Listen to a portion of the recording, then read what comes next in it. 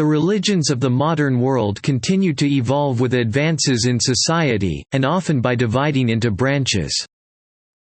There is no simple definition for the concept of religion that fully articulates all its dimensions.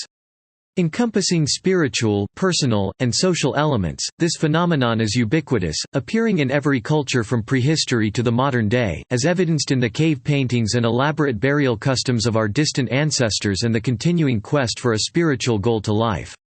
For Paleolithic people and indeed for much of human history, religion provided a way of understanding and influencing powerful natural phenomena. Weather and the seasons, creation, life, death and the afterlife, and the structure of the cosmos were all subject to religious explanations that invoked controlling gods, or a realm outside the visible inhabited by deities and mythical creatures. Religion provided a means to communicate with these gods, through ritual and prayer, and these practices, when shared by members of a community, helped to cement social groups, enforce hierarchies, and provide a deep sense of collective identity. Religion provides a means to communicate with gods, through ritual and prayer. Religion met many of the needs of early people and provided templates by which they could organize their lives, through rites, rituals, and taboos. It also gave them a means by which they could visualize their place in the cosmos. Could religion therefore be explained as a purely social artifact? Many would argue that it is much more. Over the centuries, people have defied opposition to their faiths, suffering persecution or death to defend their right to worship their god or gods. And even today, when the world is arguably more materialistic than ever before, more than 3/4 of its population consider themselves to hold some form of religious belief. Religion would seem to be a necessary part of human existence, as important to life as the ability to use language. Whether it is a matter of intense personal experience, an inner awareness of the divine, or a way of finding significance and meaning, and providing a starting point for all of life's endeavors, it appears to be fundamental at a personal as well as a social level. Religion is fundamental at a personal as well as a social level. Faced with the negative aspects of religious belief and equipped with the tools of humanist philosophy and science, a number of thinkers have questioned the very validity of religion. There were, they argued, logical and consistent cosmologies based on reason rather than faith. In effect, religions had become irrelevant in the modern world. New philosophies, such as Marxism-Leninism, considered religions to be a negative force on human development, and as a result there arose communist states that were explicitly atheistic and anti-religious. Responding to societal change and scientific advances, some of the older religions have adapted or divided into several branches.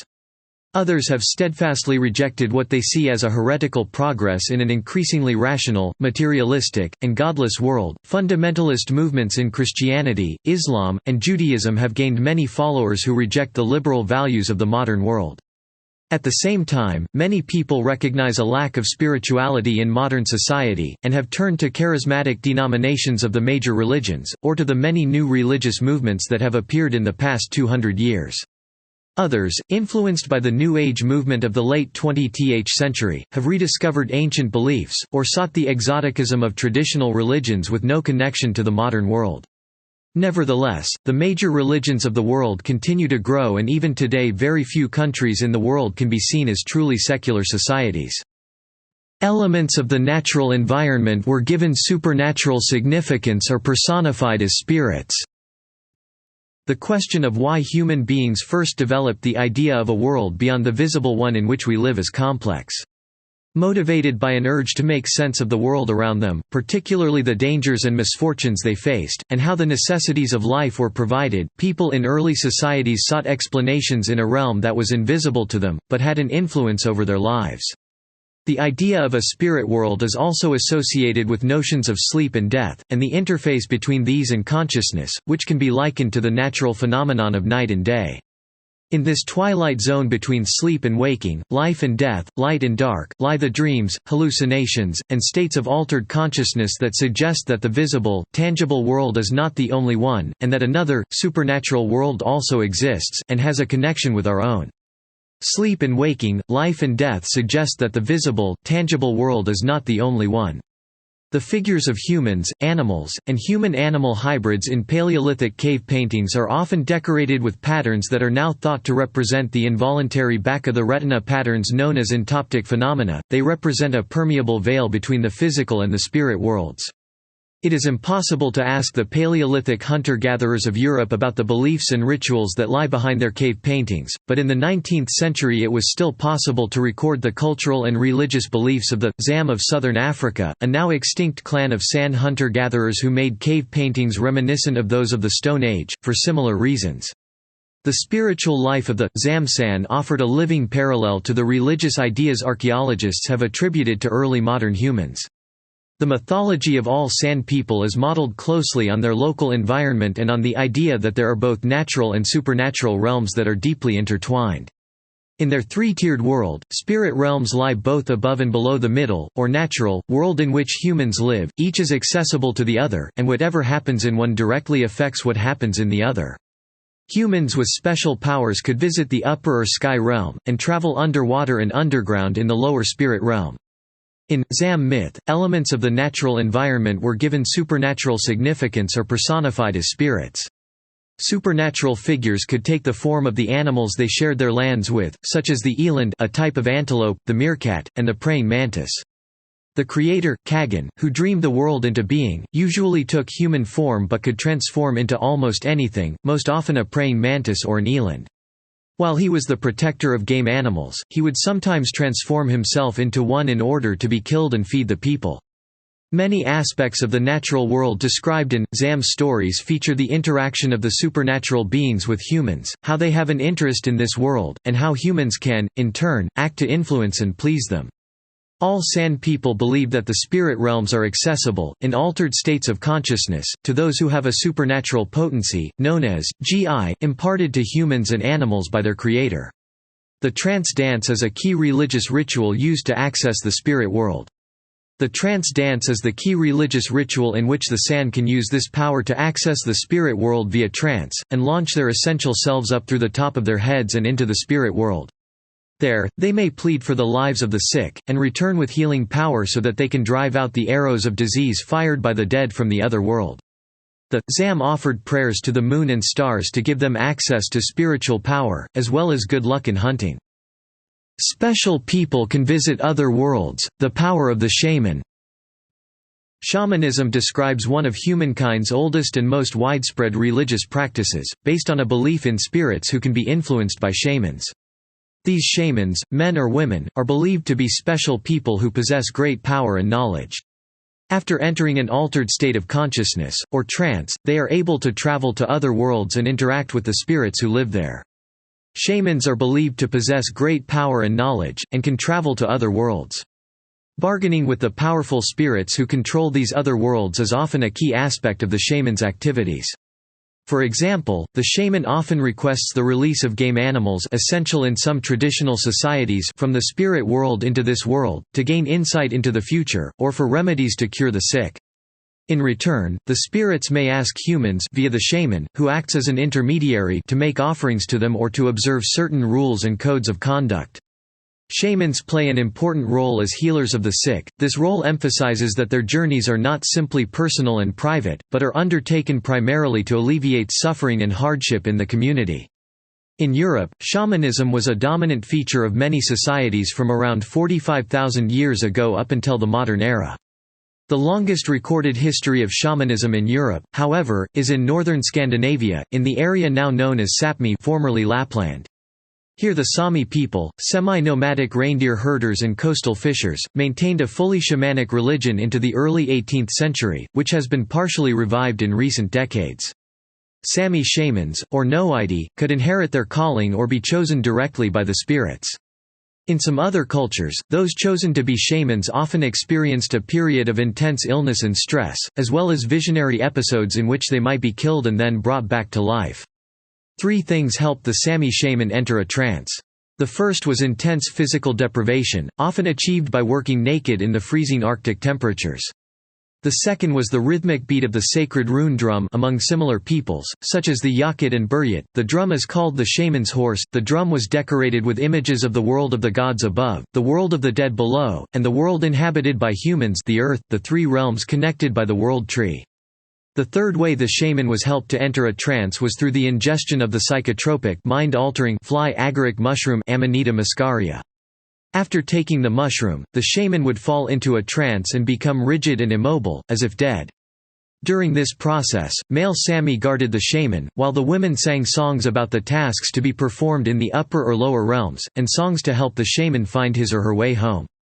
3 things helped the Sami shaman enter a trance: physical deprivation, the rhythmic beat of the sacred rune drum, and the ingestion of Amanita muscaria. Sami shamans were believed to fly to a mountain at the center of the world, the cosmic axis, before entering the spirit world, either above or below the mountain. They might typically ride on a fish spirit, be guided by a bird spirit, and protected by a reindeer spirit. A journey to the upper world of Saivo would be undertaken in order to plead for game or for help of some other kind. A journey to the underworld of Jabmiima would be made to fetch back the soul of a sick person. This could only be done after the mistress of the underworld had been placated with offerings. The shamans were able to communicate with the spirits in the upper and lower worlds because their shamanic training involved learning the secret language of the spirits. Why are we here? And why do we die? Are we created for a purpose? The Baiga are one of the indigenous tribal people of central India, collectively known as the Adivasis. The Baigas, who call themselves the sons and daughters of Dharti Mata, Mother Earth, believe that they were created to be the guardians of the forest, a task they have carried out since the beginning of time. In their belief, Bhagavan, the Creator, spread the world out flat like a chapati, but it flapped about and would not stay still. The first man, Nanga Baiga, and the first woman, Nanga Baigin, who were born in the forest from Mother Earth, took 4 great nails and drove them into the 4 corners of the earth to steady it. Bhagavan told them that they should take care of the earth to keep the nails in place, promising them a simple but contented life in return. The Baiga followed the example of Nanga Baiga, hunting freely in the forest and considering themselves lords of the animals. Nanga Baiga, and Nanga Baigin took 4 great nails and drove them into the 4 corners of the earth to steady it. Believing it wrong to tear the body of Mother Earth with a plow, they practiced a form of slash-and-burn agriculture known as biwar, although always leaving the stump of a saj tree for the gods to dwell in, moving every 3 years to a new patch of forest.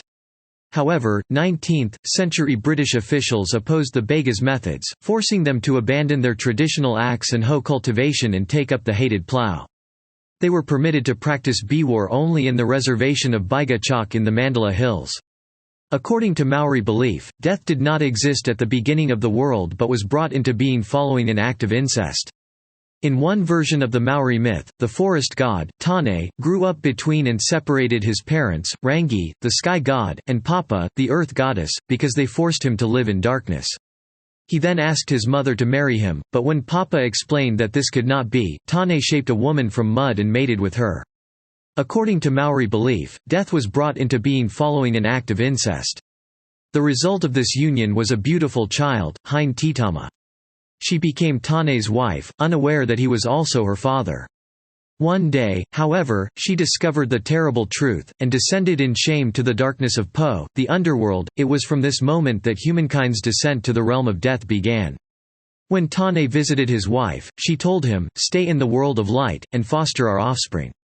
Let me stay in the world of darkness, and drag our offspring down." She then became known as Hine Nui Te Po, the goddess of darkness and death. In an attempt to overturn the course of events and regain immortality on behalf of human beings, the trickster hero Maui raped Hine Nui Te Po as she slept, believing that after this act she would die, and that death would also cease to exist. But Hine Nui Te Po awoke during the attack and squeezed Maui to death with her thighs, thereby ensuring that mortality would remain in the world forever. We should be good and live in harmony. Most societies have developed a system of morality based on an appeal to notions of human goodness, reinforced by sanctions from religious and social authorities. Very few cultures have existed where ideas such as crime and warfare are unknown, but the few that have been found have been tribal people eking out a hunter-gatherer existence in the rainforest. One such tribe is the Chawang of peninsular Malaysia, whose first contact with Europeans was in the 1930s. They now number around 350 people. The Chawang are non-violent and non-competitive, their language has no words for war, fight, crime, or punishment.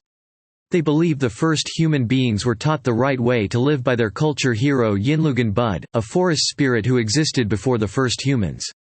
Yinlugan Bud gave the Chawang their most important rule, Maro, which specifies that food must always be shared. To eat alone is regarded as both dangerous and wrong. The Chawang tribe has no words for war, fight, crime, or punishment. Only by looking after the entire population in a spirit of fairness and sharing can the group hope to survive.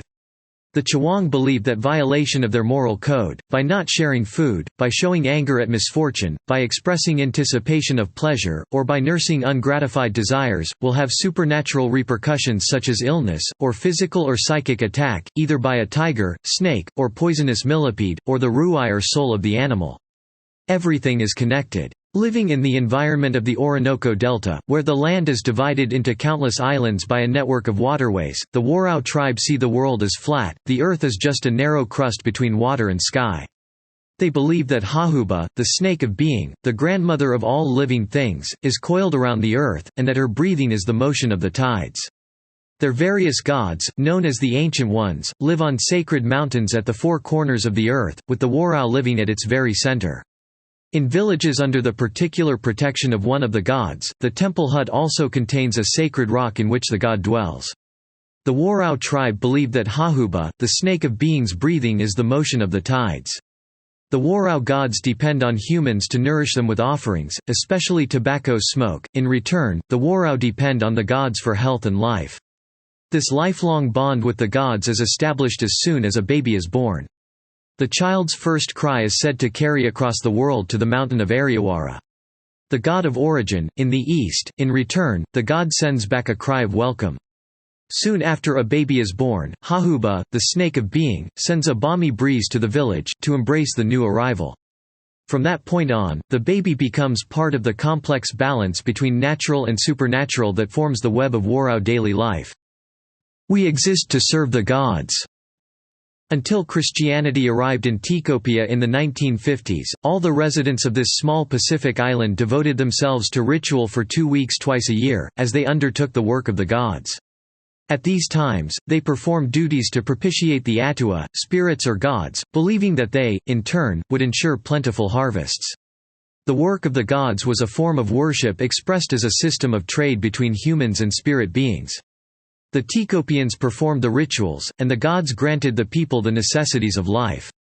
Moreover, the religion was structured so that many of the activities undertaken to please the gods, such as repairing canoes, planting and harvesting, and the ritual production of turmeric, were of economic value to the Tikopians. The work of the gods is a system of trade between human and spirit beings. Offerings of food and kava, an intoxicating drink made to the gods, were consumed only in essence, leaving the actual food available for human consumption. Taking part in the work of the gods brought status to individuals, and was perceived as a privilege. The rituals involved in this religion also underpinned key social and economic structures, and held Tikopian society together. Our rituals sustain the world. Through their ritual songs and dances, the Hupa tribe of northwestern California believed they could renew the world, or firm the earth, and revitalize the land to ensure sufficient resources for the coming year. One of their most important world renewal dances, held every autumn, was the white deerskin dance. The purpose of the dance was to recreate the actions of the Kixanai, or first people, the Hupa's mythical predecessors. The white deerskin dance was performed to safeguard the health of the people. By replaying the sacred narrative of the Kixanai, the Hupa hoped to tap into the powers of creation in order to safeguard the health of the people and guarantee abundant stocks of game and fish for the hunting season. During the dance, which lasted 10 days, the elaborately decorated hide of an albino deer, a symbol of great wealth and status, was displayed. Participants paddled along the river in dugout canoes every morning and danced every afternoon and evening, holding deer effigies aloft on poles. The Kixanai were believed by the Hupa to be human in form but extraordinary in character. Whatever the Kixanai did became the predestined custom of the unborn Hupa race. So, every detail of Hupa daily life was mapped out by the activities of the first people. According to Hupa belief, the Kixanai later scattered across the ocean, leaving only the mythical being Yimantuanyai to assist people in their life on Earth. Did you know? In 1955 the work of the gods was abandoned after an epidemic. The pagan chiefs convert to Christianity. Judaism is a religion, not a nationality. Following in the wake of the Enlightenment in Europe, the Haskalah movement, or Jewish Enlightenment, was inspired largely by the work of the German Jewish philosopher Moses Mendelssohn. He believed that the persecution endured by the Jews was largely a result of their separateness from the societies in which they lived. His criticism of the separation of Jews and Gentiles non-Jews also raised the issue of what it meant to be Jewish. In his opinion, Judaism was a religion that should be treated in the same way as any other in a tolerant, pluralistic society, and its followers should be allowed freedom of conscience as citizens of the country in which they lived. Conversely, being a Jew did not imply belonging to a separate nation or people. In his book Jerusalem, or On Religious Power and Judaism 1783, Mendelssohn argued not only for the emancipation of the Jews, but also that they should come out of the ghettos and play a more active part in secular cultural life. In particular, he promoted the idea of Jews learning the local language, as he had done, to help integrate themselves better into non-Jewish societies, and published his own translation of the Torah into German. Although Mendelssohn was himself a practicing Orthodox Jew, his ideas and the Haskalah movement he inspired built the foundation for Reform Judaism in the 19th century. Where was God during the Holocaust? Ever since their expulsion from Israel by the Romans in 70 CE, the Jews have endured exile and persecution. However, the Holocaust, or Shoah catastrophe, the systematic genocide of around 6 million Jews, or two-thirds of the European Jewish population, was an event of unprecedented horror that tested the faith of the Jewish people in their covenant with God. This challenge raised an important question: was the Holocaust God's doing, or did he stand aside and allow it to happen? Jewish theology struggled to provide answers, and a number of Jews lost faith, believing God had abandoned his people. The Holocaust made a number of Jews lose faith in God.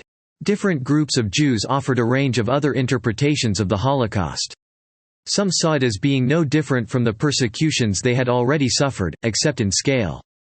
They defined it as an extreme example of suffering in the world, a test of faith, and a revelation calling for an affirmation of survival. Others saw it as punishment for the sin of abandoning God and His laws, which God had responded to with His own temporary absence. A further group saw the Shoah as separate from God, an example of human free will and its fallibility, perhaps explained in Kabbalistic terms as a stage of God's zimzum, or contraction, from the world. A whole new field of Holocaust theology has since emerged, examining these various responses, and reappraising the covenant in the light of the Shoah. All religions are equal. In 1920, a Vietnamese civil servant, Ngo Van Chu, stated that during a séance he was contacted by the Supreme Being, who informed him that the time had come to unite all the world's religions into one. Referring to himself as Sao-I, Supreme Palace or Altar, God explained that in the past, his message had been revealed through prophets in two periods of revelation and salvation, which had given rise to all the world's major religions. He had now chosen, in the third period, to reveal his truth via séance ceremonies. Ngo Van Chu, along with others who had received similar revelations, founded the Iao Tam Ki Phao religion of the third great period of revelation and salvation, commonly known as Sao-I. Sao-I combined elements of several religions to eliminate religious differences that lead to aggression.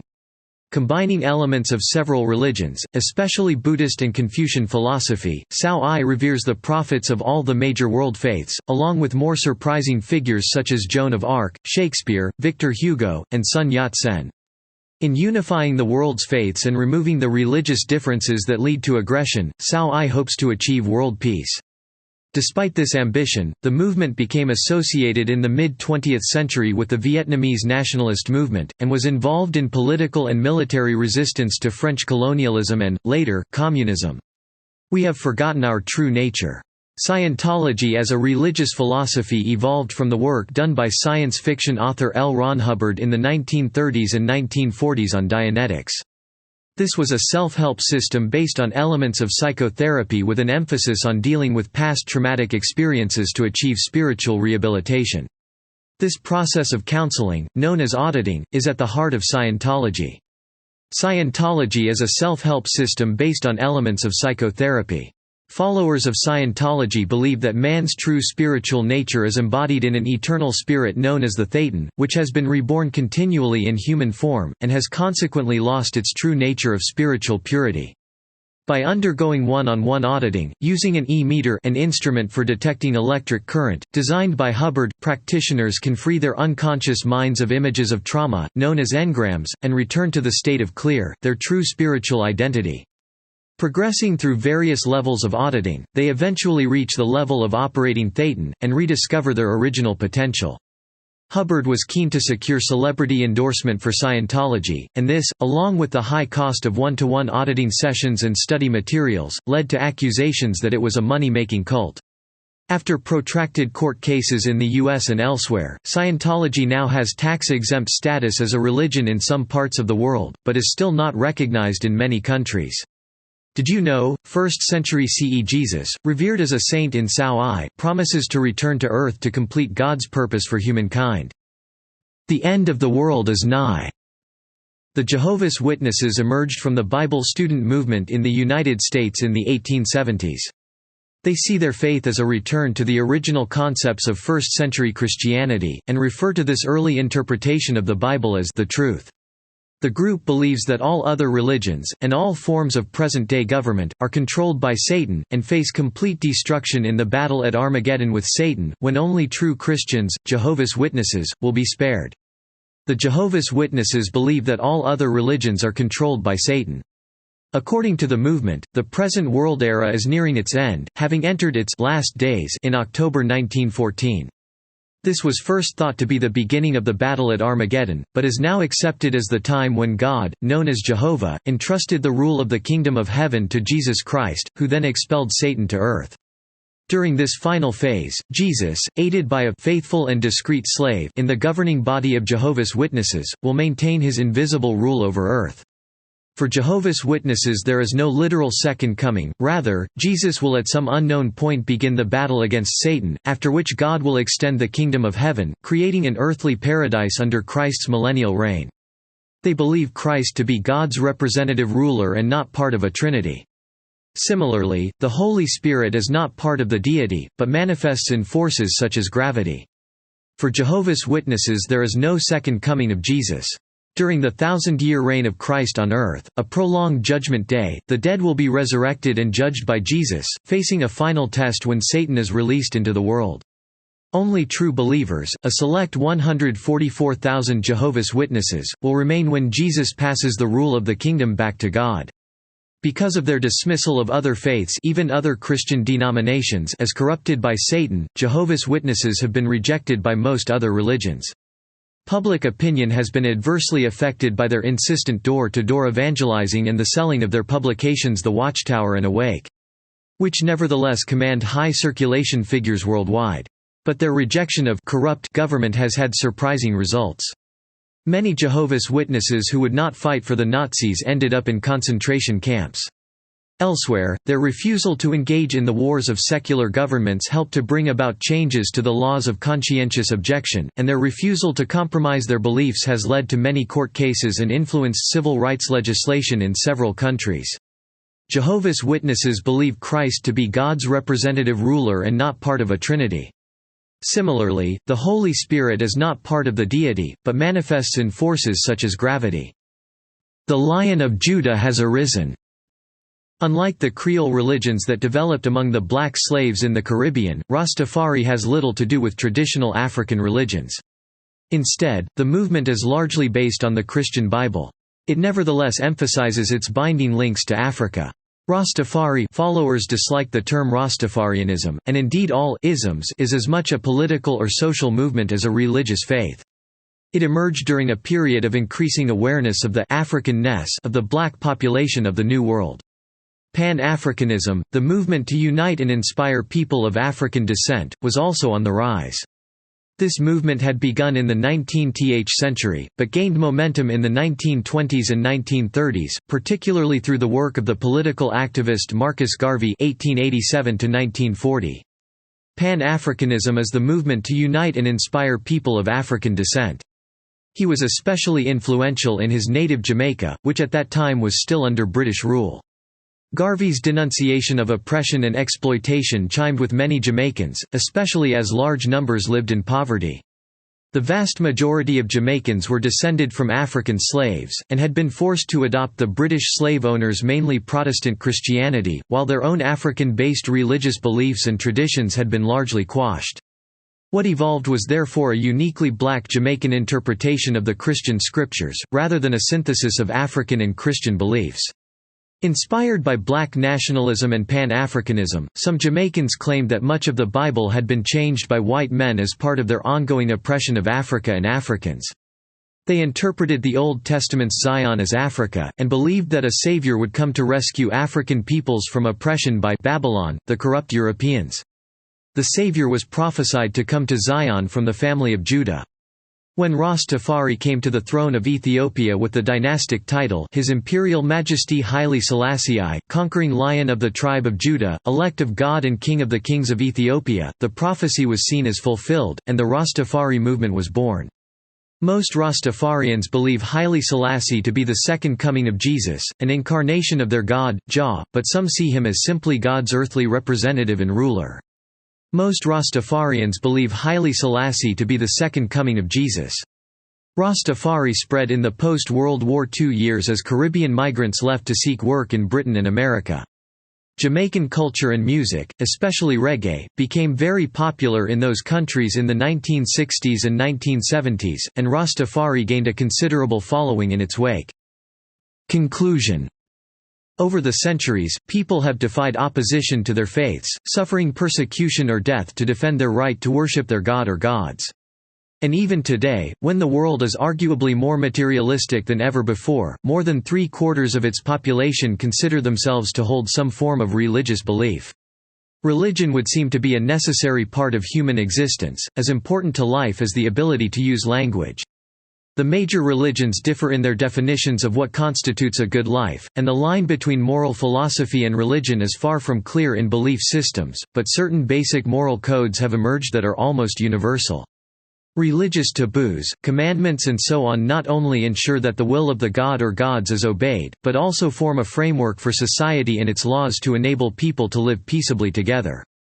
Try this. The idea of good and evil is fundamental to many faiths, and religion often has a function of offering moral guidance to society. In the darkest hours, you can find the answers you might be needed whether you identify yourself as a believer or not.